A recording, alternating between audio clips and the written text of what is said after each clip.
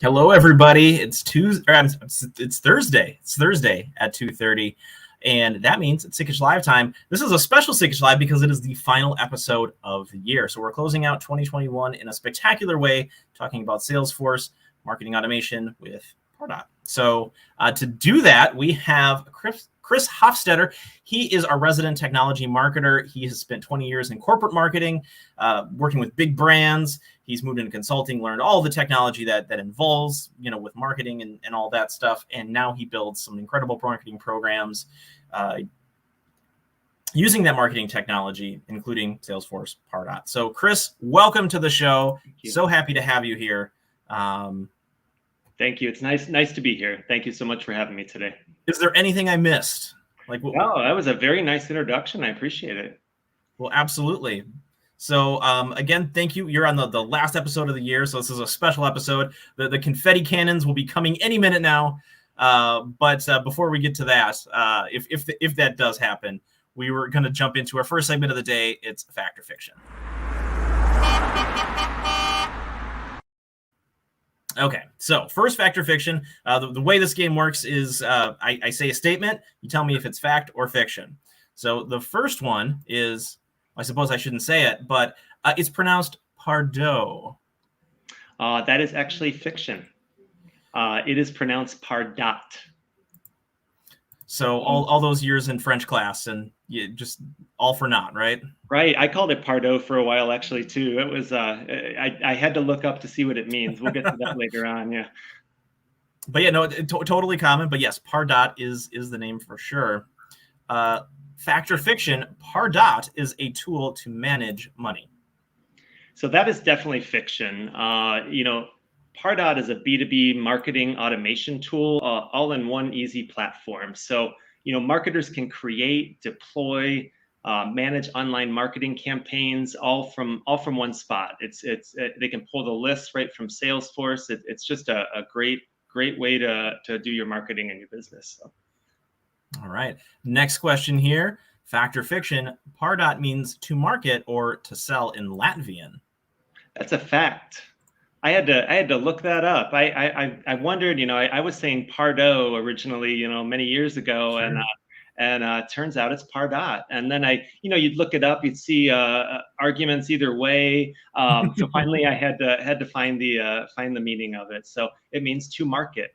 When it was not owned by Salesforce, it was started by someone else, and they named it to market because that's what we're doing. We're bringing goods to market. It makes incredible sense, and it's interesting that it is kind of like a foreign word. It's just not the one people most associate it with. So here we go. Next question: fact or fiction? Pardot is outdated. Wow, that's a big maybe. No, I don't have a button for maybe, but just imagine it's over the screen there. Yeah, that's interesting. Yeah, I'll need a maybe on that one. So Pardot has many additions. And like all technology, many are still using the Pardot Classic version. So it's great technology. It's a matter of, is it really hard to use, or is it actually usable by an average person? And that's the difference between upgrading between Pardot Classic and Pardot Lightning. The nice part is, and this is for anyone looking to offer this product to anyone that it has to be upgraded by October of this next year. So everyone at least has to put it into Lightning. So sounds like a good sale. So it sounds similar to like Salesforce. What they do, they have their classic version, and then they went to Lightning. Same with Pardot. Okay, very interesting. Should be interesting. All right, fact or fiction? Pardot is too complicated. Again, maybe. Yeah, maybe. So Pardot so it took me, and this is so I spent time in corporate marketing, running the programs, not really building per se. I built earlier on.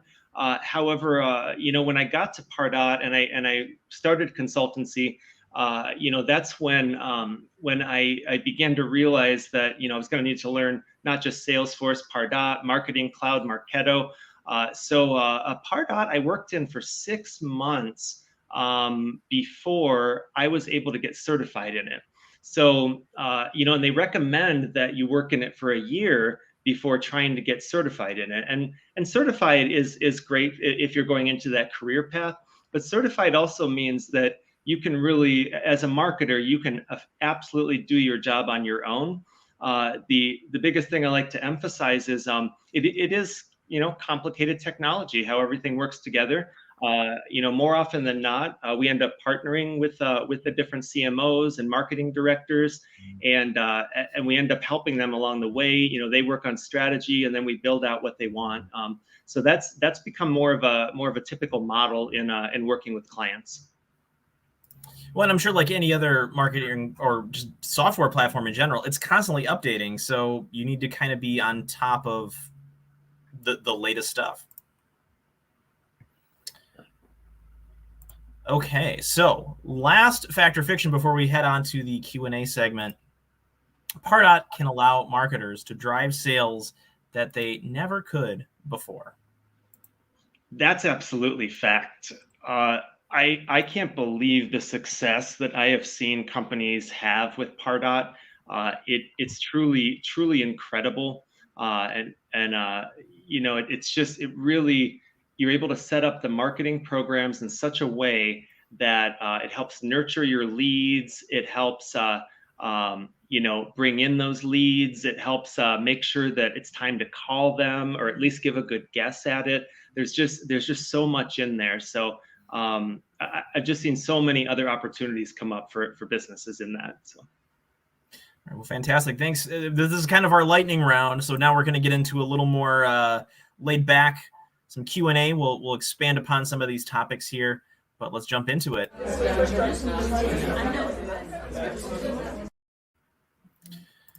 So you've mentioned this a little bit. You've talked about some of the power and like, the dedication it takes to learn this tool.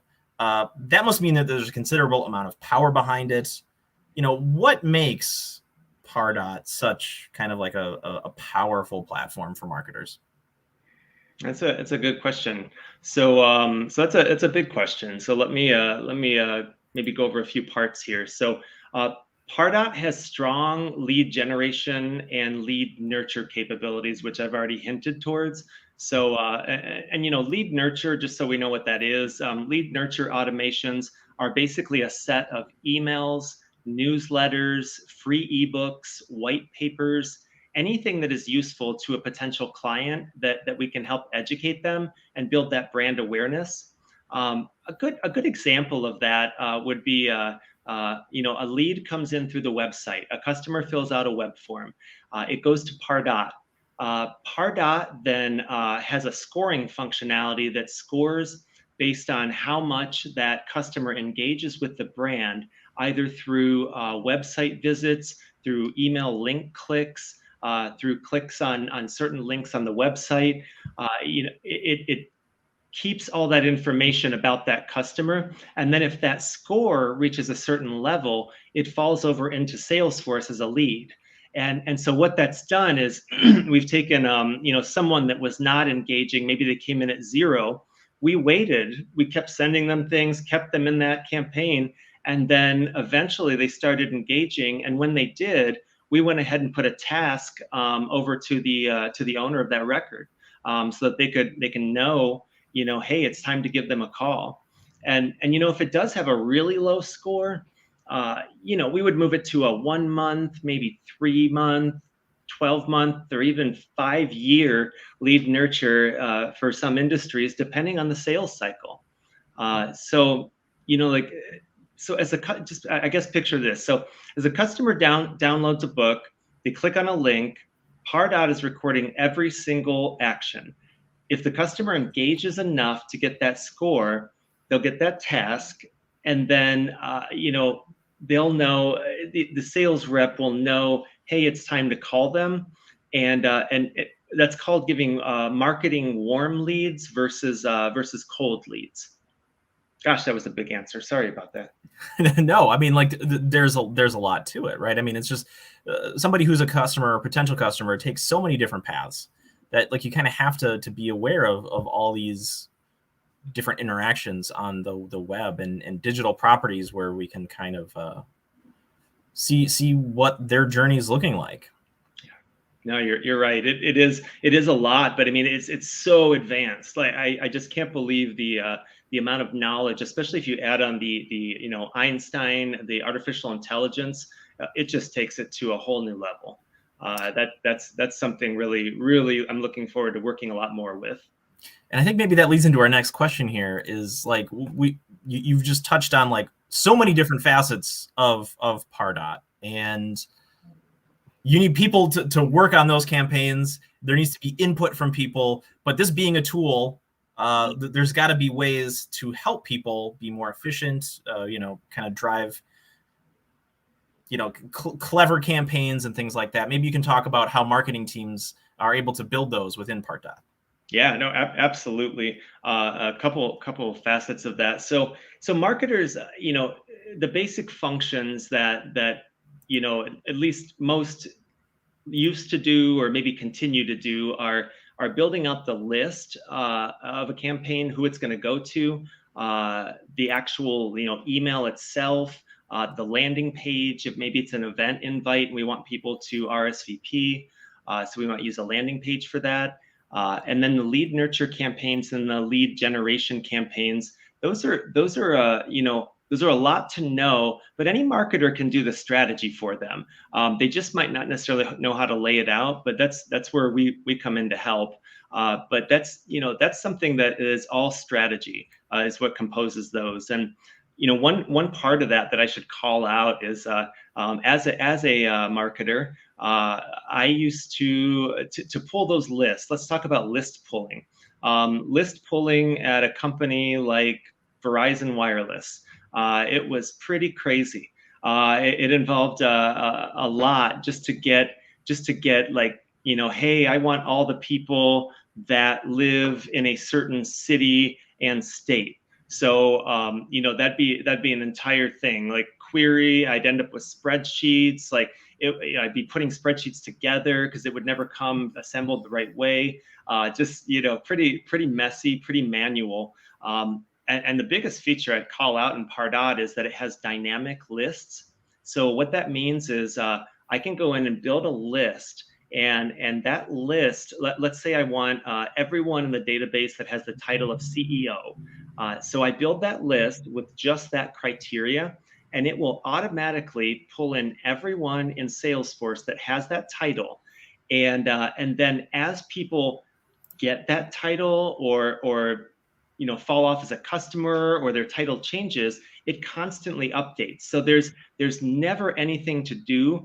Anyone that opts out is automatically pulled out as well. So really it's a clean list just waiting there at all times. It would have been a dream to have that all those years. I wish I would have had it back then. But yeah, so I don't know, does that help? I mean, that's what it does for the marketing teams, essentially. Really, it's the core of all of their strategy. I think even just mentioning the lack of reliance on spreadsheets is, help enough when it comes to marketing, right? So, okay, campaigns are all done. We've built them. They're great, gorgeous, wildly successful. What does Pardot tell us about that? Like, what kind of insights can we expect to see from Pardot? So, I mean, so we're gonna have the standard marketing metrics. So, one thing we're always gonna look at is the actions a customer took. Are they visiting the website? Are they clicking on any links? Are they? We no longer use open. Open is out. So I'll tell why in that in a minute. But or we can get back into that maybe later.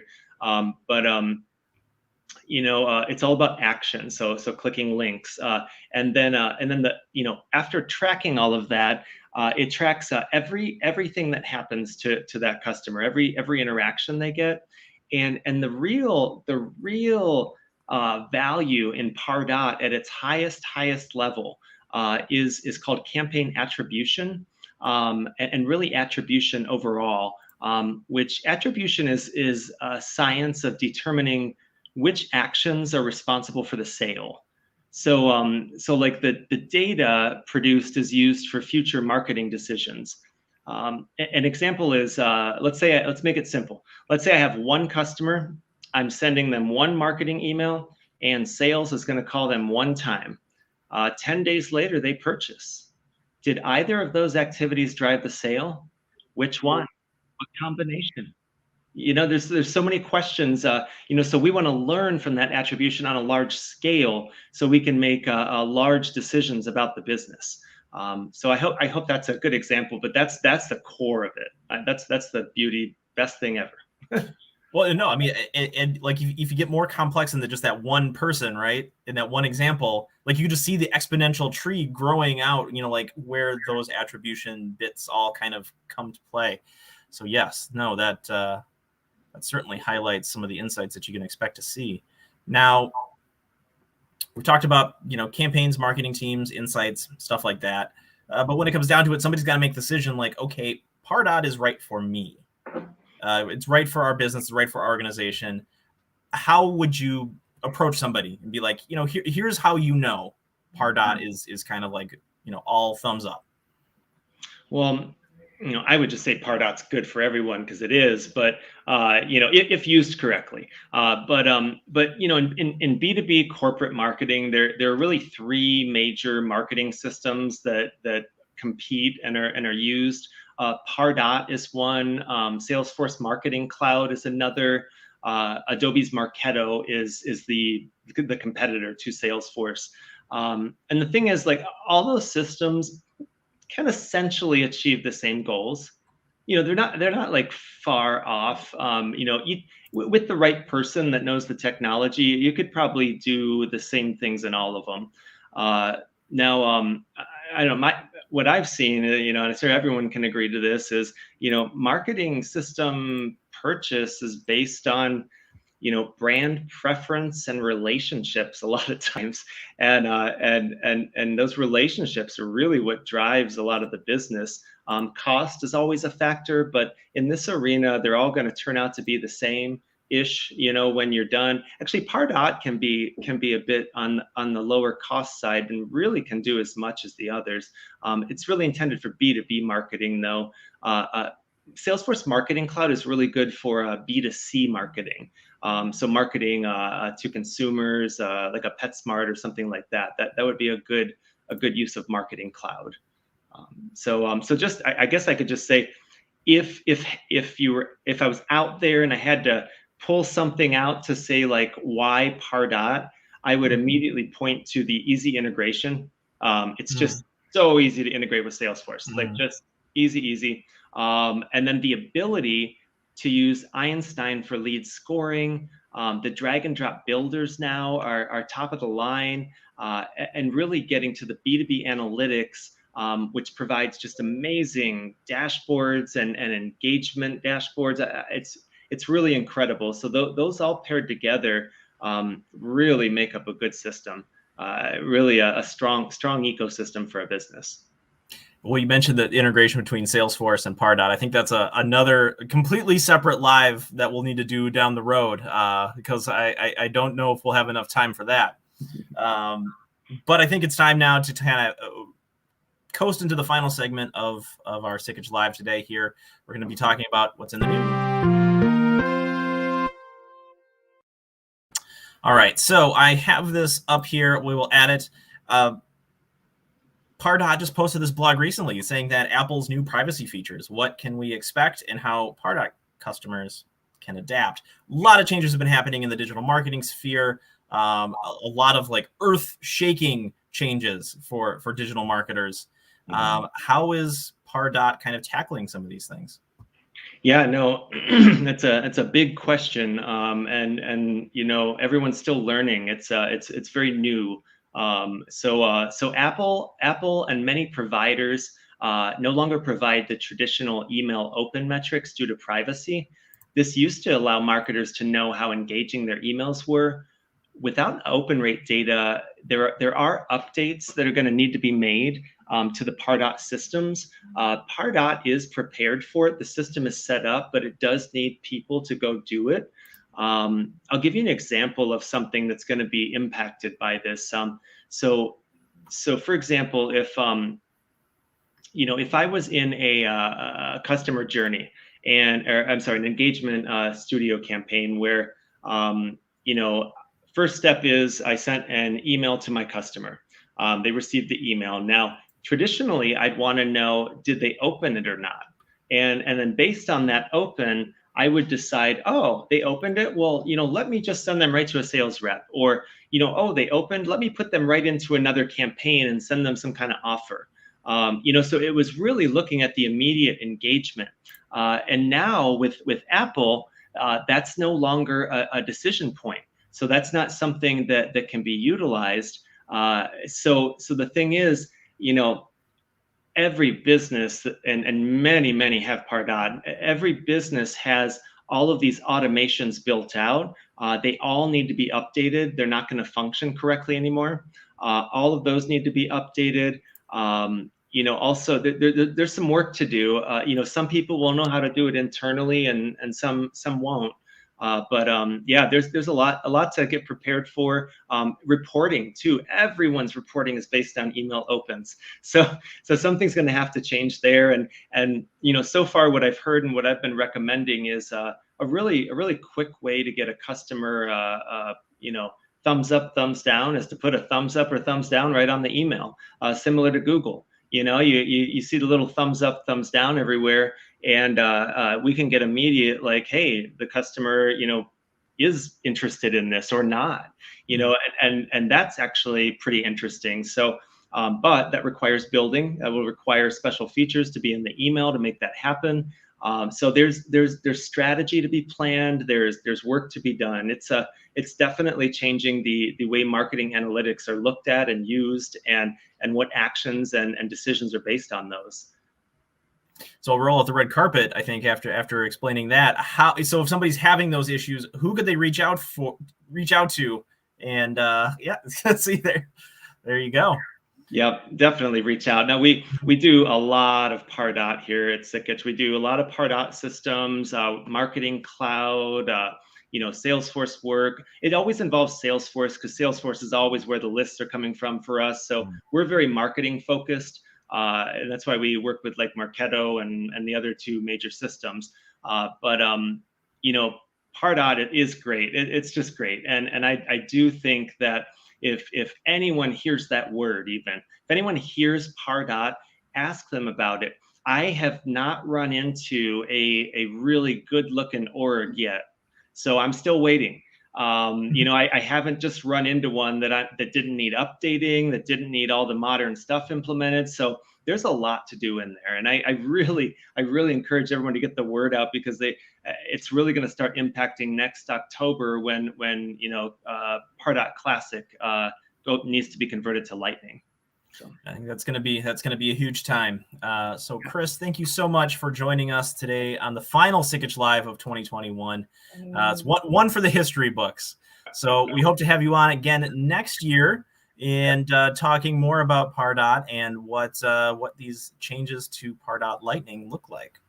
Yeah, definitely. Happy to come back, and thanks for having me. Thanks, Chris. And thank you to everybody watching this out there. We are going to be taking a little break for the holidays, and into next year, we are going to refocus and change up a little bit to Sikich Live.